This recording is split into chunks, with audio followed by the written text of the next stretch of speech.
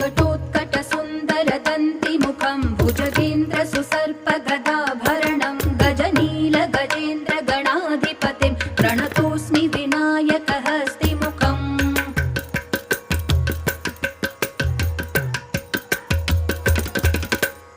सुरसुरगणपति सुन्दरकेशं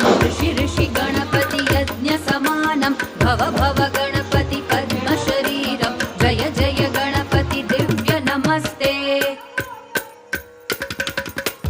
गजमुखवक्त्रं गिरिजापुत्रं गणगुणमित्रं गणपतिमीशप्रियं गणपतिमीशप्रियं गणपतिमीशप्रियं करधृतपरशुं कङ्कणपाणिं कबलितपद्मरुचिं सुरपतिवन्द्यं सुन्दर